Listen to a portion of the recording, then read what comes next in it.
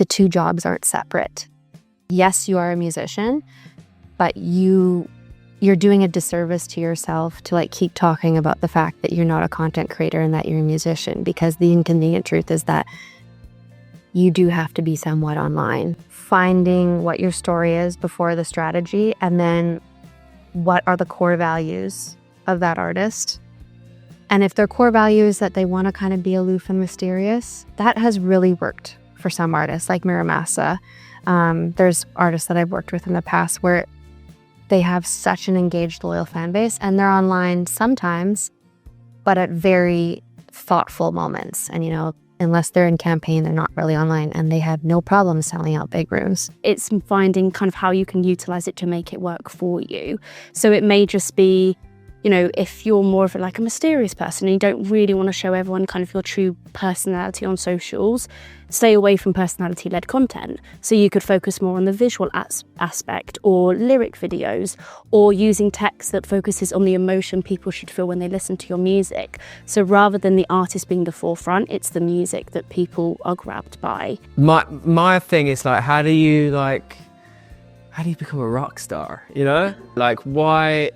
Like, is it just like more and more content? Like, why is Somba so big right now? Obviously, he's so good, and the music's so good. Do you feel like you have to be mysterious to be a rock star? Yeah. I'm Lauren. I am the manager of video and audience development at Believe UK. I started Believe Canada, so I transferred internationally. So I worked with our Canadian team and our Canadian roster first, and then transfer here a few years ago, and now I work with the Believe UK team. Believe is a music company. We're an independent music company. We started in Paris 20 years ago. That's our 20th anniversary this year. We have 50 offices around the world, and we work with a variety of different artists and independent artists and labels in different markets all over the world. So we have local teams with feet on the ground, so we can really, whoever we're working with, we can really help them build up locally so that they can expand globally. I am Francesca, and I'm the creative lead at Burstamo. So working on creative campaigns, getting to introduce the artists to what we'll be working with them on, taking them through the journey of the project. So from the proposal stage to implementing, whether that's branding, ads, Spotify, press, anything that we can do to align us with their visions for the project. Will you take my hand to the top of the mountain? Break through clouds, know you're doing. By turning you down, maybe, so that you'll want to be a bit closer, or do you like to be quite far out normally? The only reason why it's like it brings up a lot of the natural low end in the voice, which gives the mixer a lot more play with how you want to shape your voice. I don't like numbers. You know, like it's just not for me. It's like, you know, it's a great thing, and like, for me, you have a thing on sort of Instagram that said you've reached, you know, for example, look, this morning it's like you've reached 4 million accounts. You know what I mean? And it's got a little green arrow. If that's there, I got cool. But the green arrow means, oh, I'm cool with that. I'm not going to get too involved. I'm not going to deep dive. As long as, like, for me, like real people who love my music and fans, you know, I think I'm really lucky that now there is a fan base there, which I never thought I'd have. It actually affects you. It can affect how your mood is in the day and stuff if you don't get as many likes or whatever. And it's just like, it's just not healthy. It's not good for us to do that, I don't think. So I just try and steer away from any of that. I don't know what moves the needle, to be honest. I've never, you know, if it feels right, I put it out. I don't think it is the artist's job to look at the stats and the data like that. I think when you have a bigger team, fair enough, that's some people in your team. Okay. But when I was just starting out, no manager, I didn't have a manager for ages, and I never looked at the stats, and I started to. And I was like, oh. And then I couldn't write as well. And I couldn't do all these things because I'm trying to create another song that I've already made that did well. And it's just, it really does mess with your creative vision, I think. I get it. The information is right there to go and obsessively look. For your mental health's sake, I should say an artist should refrain from checking. At least, like, don't check more than once a week. The data that actually has impact and means something that is going to inform, okay, well, here's what's working well in the campaign versus, okay, here's an opportunity to pivot or to adapt. Here's maybe what's not working so well and we need to change. That data is not really going to come out unless you give it time to breathe. I used to spend hours deliberating the caption, all of it. I used to spend hours, and it would take me about 3 days to just post one photo. And it was just this, because you get in your own head or how it's going to be perceived. With content now, I just enjoy posting it, closing my phone. I do like the instant, I do the saves, I do like all the engagement instantly, and then I just dash it away. And then I go back to it and I'm like, oh, okay, it feels better to have not kind of mulled over it too much. As long as you're a good person and you are yourself, you can't really beat yourself up on what you post online, because people are going to say anything regardless. And the good news is, the best thing about this content, this world of content that we're living in, is also the worst thing, is that people's attention is super short. So if you post something that you thought was going to do really well and it flops, nobody remembers. Like, move on. Good news is, nobody cares. Bad news is, nobody cares. It used to feel like a massive slog to be like, listen to my song, whereas now I'm just like, I'll just like bank a load of content and just chuck it out and like sort of feel pretty proud every time it goes out. I mean, I think I've got to consider switching it up a little bit at some point. Why do you think that?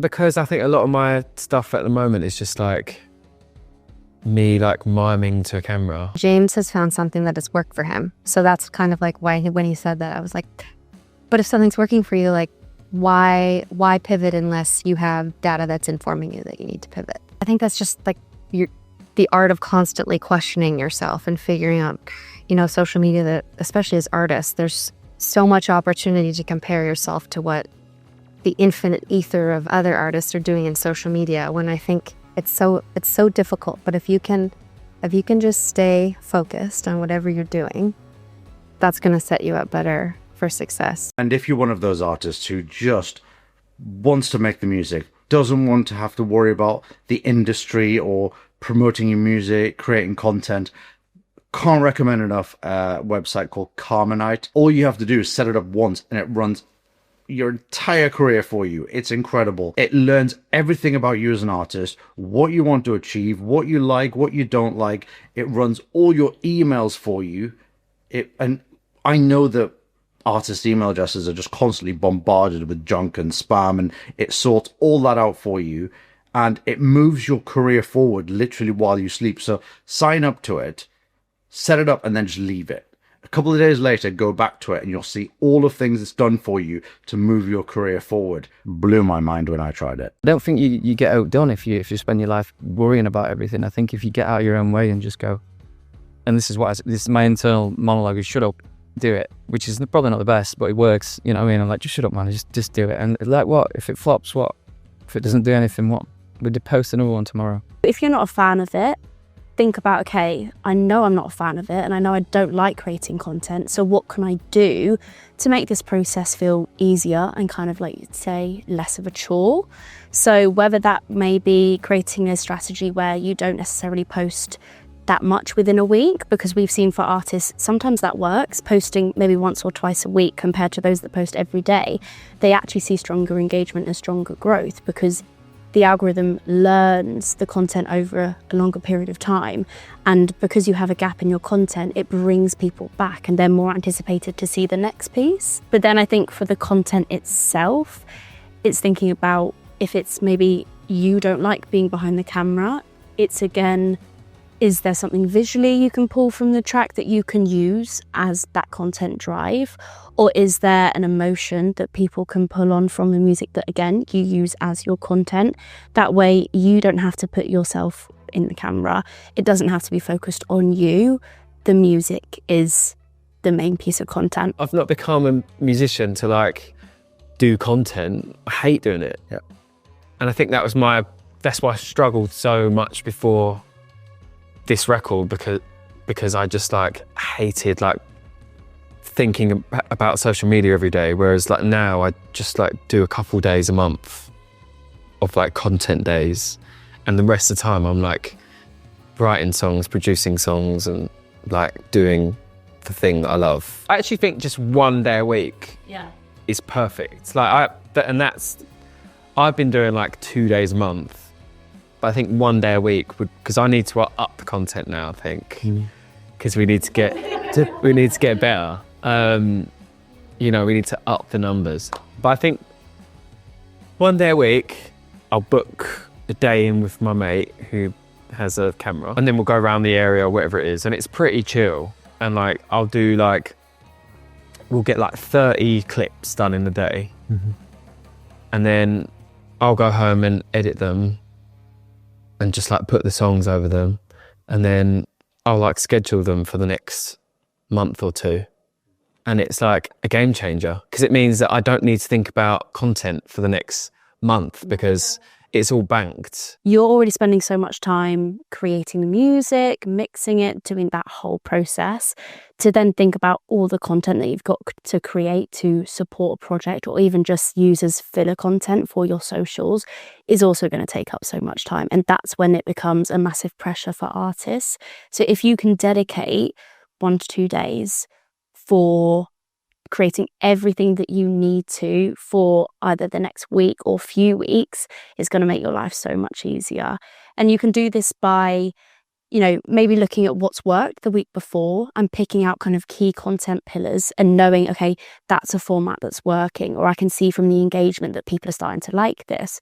So on your content day, make note and make sure to repeat that, because the more that you repeat something, the algorithm learns and picks it up, and your audience also familiarize themselves with you and that content. So if you can batch create and have basically a list of what you're going to post for the next week, and maybe kind of what day you're going to post it on, when it comes to doing it, you're not overthinking it. If I do make it to 80, I don't want to get there and look back and be like, oh, you didn't do that because you were scared. Like, fear is the scariest thing in the world, but it's also not good for you.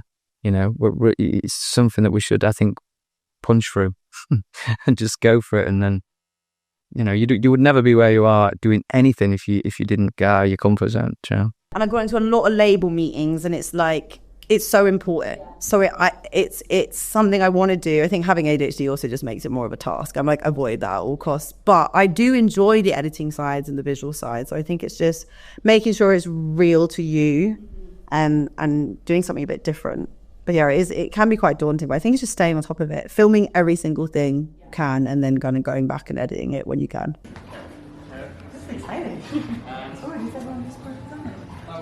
Be Live is an idea that came to me after many conversations that I had with a variety of different artists, their managers and labels, in terms of, I really want a Vivo video. Can we work with Vivo to, partner with them on a video release, which we absolutely do. And I was really impressed with Vivo's brand power. And so from there, I went and did some research in terms of like other video-centric editorial opportunities for independent artists or up-and-coming artists. So things like Pace Magazine, they have like a studio session on their YouTube channel in New York. We all know NPR Tiny Desk. Like, it's a free content offering that we're offering the artist. Audio and audio visual are completely inextricably intertwined within campaign rollouts. To have an impactful campaign, you need a visual component to whatever music you're releasing. And how can we really create a visual asset that is not the main visual component to a track or an album, an EP, but is a supporting component? Because it's really, today it's so key to try to extend the life cycle of the music release, because otherwise they would be spending a good chunk of coin trying to produce a high quality piece of content like VLive does. About 5 years ago, we noticed that the importance of assets and the likes of marketing agencies such as ourselves, distributors such as Believe, record labels, having their own assets is just so important now because it offers so much for the artists. We partner with Alex Evans at Flower App, and he's absolutely incredible. He's so talented.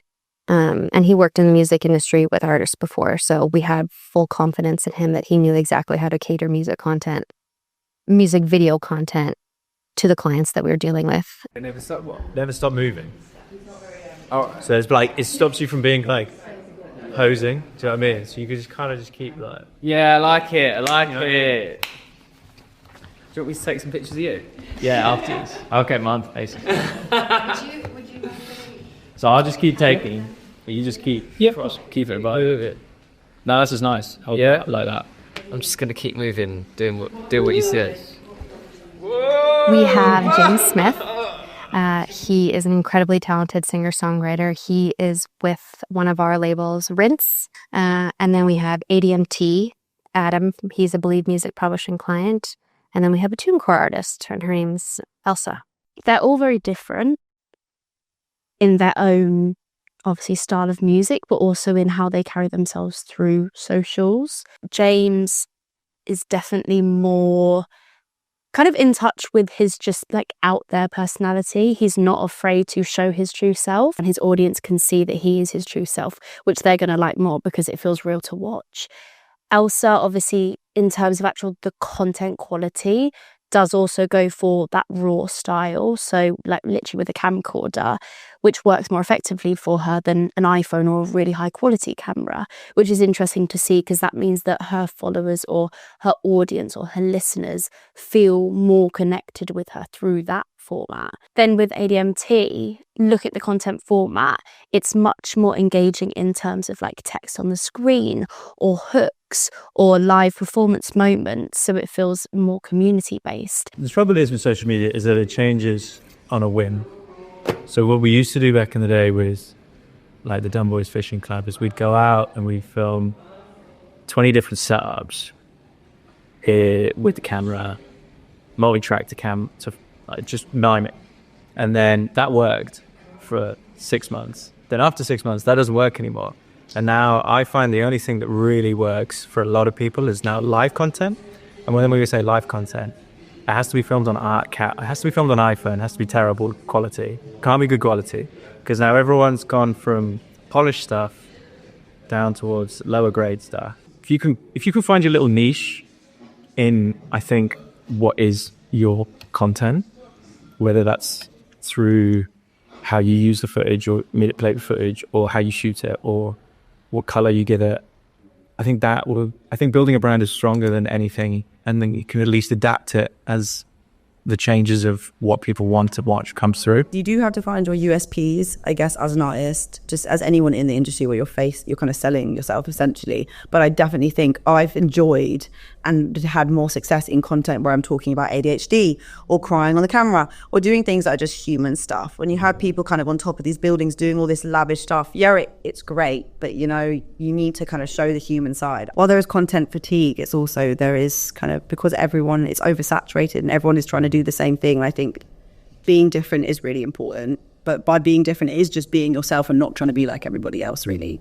authenticity is really important, I think, in content, and just enjoying making it. There is a space and place for the higher, like, markety type polished content. I think that, on release day, you have like your release day asset, you have your announce asset, but in terms of the more longer term, bigger picture content theme, what it looks like, the raw, messier, kind of more spontaneous feeling content that requires less effort and less overthinking from the artist, no money, is actually what translates, because people want authenticity. People want to understand who the human is behind the music that they love. And you did have one video go to like 1.1 million views it's on at the moment. Like, what happened there? You just uploaded it and it just blew up? I think that's just like the single that sort of like really resonated with people. And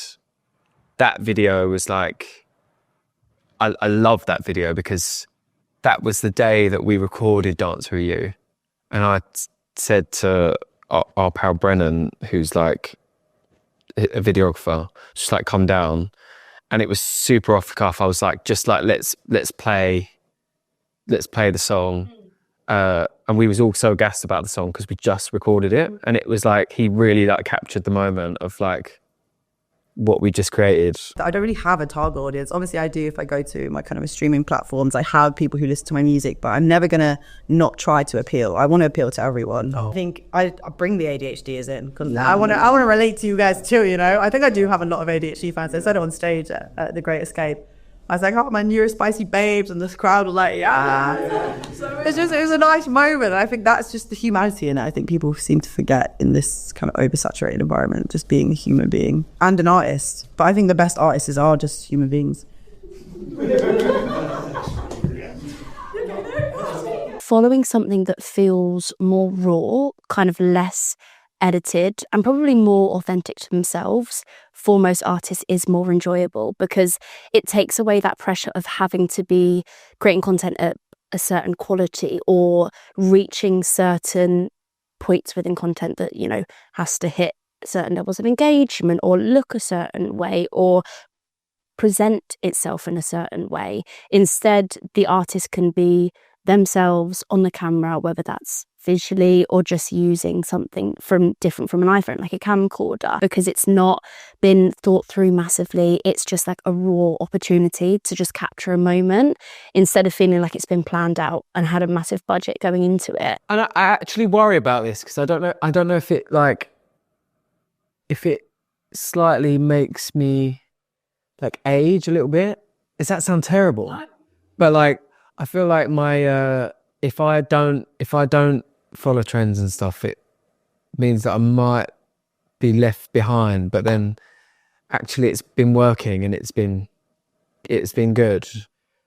I think just like with the next, like obviously I'm now writing stuff for the future, but like with the next project, I probably will just like stick to my guns with all of it, and like hopefully it just works. Because I think I want to see what I want to watch people that feel really authentic. So I think I should just do the same thing for my shit. Doing like the gimmicky stuff and stuff like that. Like I don't mind doing certain things. I don't really want to do a TikTok dance because I can't dance. Do you know what I mean? But like people would copy what I did. You know what I mean? They do the same angle, the same vibe, the same shot. Like, and it is kind of part of it. Everyone's seeking.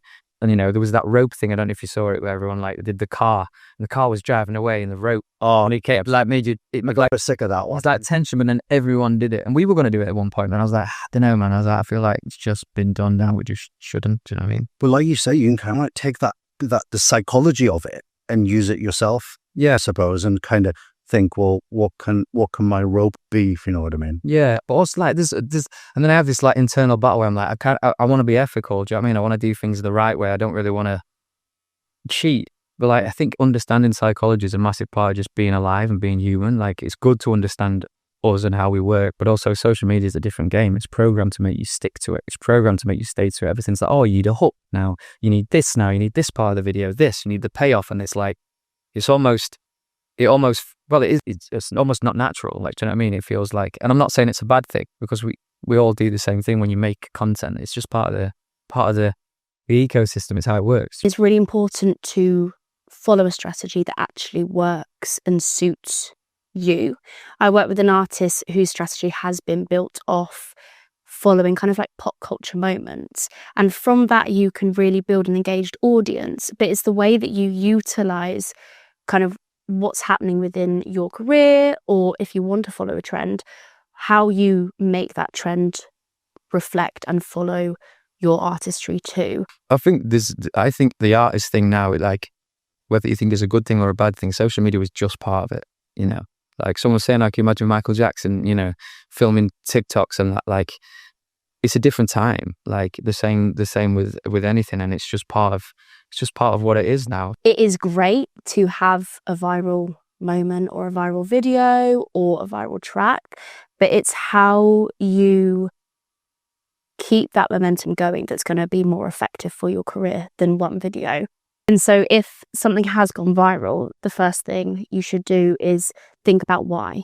Is it the content format that you've used? Is it new, so it's gained more attention from other audiences? Is it a track that you've used? Was it trending at that time? So is that something you need to incorporate more? Or was it just crazy one-off kind of unedited content that you thought would do really badly that's performed really well? And if so, again, it's looking at the strategy and thinking, okay, does that work better for me? Are my audience more engaged with that type of content? So yes, you can hope for a viral moment, but be prepared, if you have that, to really capitalize on it rather than just having a one moment and one hit wonder, because those that have those moments and then create an opportunity to have more through a strategy are going to perform better and have an opportunity to get more viral or more engaged audience than those that don't. Is there anything else you'd want to add to that? Burst Tomorrow is awesome. I've loved working with you guys. Just music that just comes to me without sounding like an absolute twat. Like, just fucking gets it back up. I think you're doing great, sweetie. Gosh, shut up. Just one sentence. Yeah, no, sorry, the pressure is starting. I don't know, let's hear it then.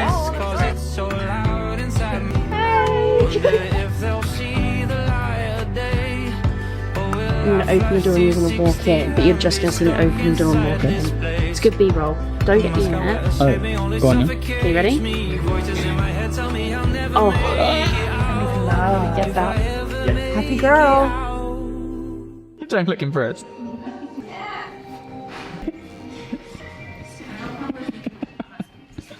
Will you take my hand to the top of the mountain, break through clouds? It's a very coffee loop. This is all the content right here, I think. Yeah, man. Me.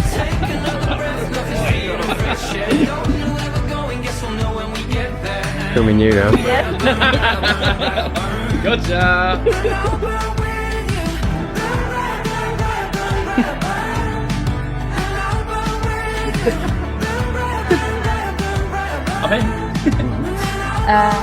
My clacker. Where is it?